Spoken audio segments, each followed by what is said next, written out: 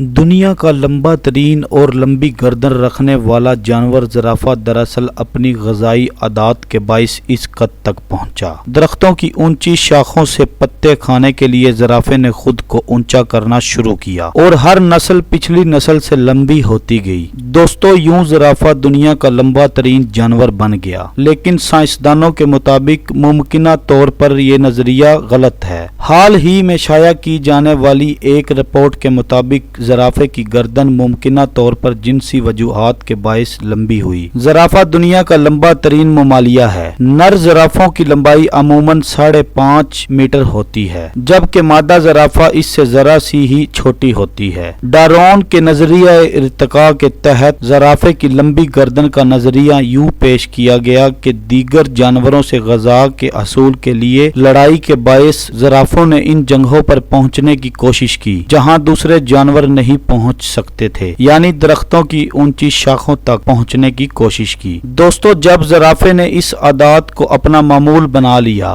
تو ان کے جسم نے آہستہ آہستہ اس عادت سے مطابقت شروع کر دی۔ ہر نئے پیدا ہونے والے زرافے میں گردن اور ٹانگوں کی لمبائی میں اضافہ ہوتا گیا۔ اس سے قبل زرافے دیگر جانداروں کی طرح اوسط قد کے تھے اور ان کی ٹانگیں اور گردن بھی عام لمبائی کی حامل تھی۔ یہ ارتقاء کئی نسلوں تک چلا، یہاں تک یہ خصوصیات زرافے کی نسل میں مستقل آ گئی۔ یوں کئی نسلوں کا فرق رکھنے والے زرافوں میں زمین اور آسمان کا فرق آ گیا اور زرافہ دنیا کا لمبا ترین جانور بن گیا۔ مگر ایک امریکی سائنسی جریدے میں شائع ہونے والی تحقیقی رپورٹ کے مطابق زرافے کے جسمانی ارتقاء کی وجہ یہ نہیں ہے۔ اسی رپورٹ میں ایک ماہر حیوانیات رابرٹ سمنز کا ذکر کیا گیا، جس نے 1996 میں ایک تحقیق پیش کی تھی۔ تحقیق کے مطابق زرافے تمام وقت اونچی شاخوں سے نہیں کھاتے تھے۔ جب موسم خشک ہوتا تھا، اس دوران وہ زمین پر لگے نباتات سے اپنی بھوک مٹاتے تھے۔ اس تحقیق کو مد نظر رکھتے ہوئے یہ نظریہ پیش کیا گیا کہ ممکن ہے زرافے مادہ زرافوں کے حصول کے لیے آپس میں لڑتے ہوں۔ لڑنے کے دوران وہ اپنی گردنیں آپس میں بھیڑاتے ہوں اور اسی وجہ سے ان کی گردنیں لمبی ہو گئی۔ رپورٹ میں 1968 میں شائع ہونے والی ایک اور تحقیق کا حوالہ دیتے ہوئے کہا گیا کہ نر زرافوں کے سینے سے اوپر کے حصے کی عجیب ساخت ان کے کسی خاص قسم کی لڑائی میں ملوث ہونے کی نشاندہی کرتی ہے۔ رپورٹ میں بتایا گیا کہ ممکن ہے جن زرافوں کی گردن لمبی ہوتی ہے وہ لڑائی میں جیت جاتے ہیں۔ ایک مشاہدہ یہ بھی دیکھا گیا کہ مادہ زرافہ بھی ان زرافوں کی جانب زیادہ متوجہ ہوتی ہے جن کی گردن دوسرے زرافوں سے زیادہ لمبی ہوتی ہے۔ دوستو، سائنسدانوں نے اس بات کی تصدیق تو نہیں کی کہ زرافوں کی آپس کی لڑائی صرف مادہ کے حصول کے لیے ہی ہوتی تھی، تاہم وہ اس بات پر متفق ہیں کہ ان کے بیچ کوئی وجہ تنازع تھا جس کے باعث یہ آپس میں لڑتے تھے۔ دوستو، اگر آپ کو ہماری ویڈیو اچھی لگی تو مزید ویڈیوز دیکھنے کے لیے ہمارا YouTube چینل سبسکرائب کریں اور بیل آئیکن کے بٹن پر پریس کریں۔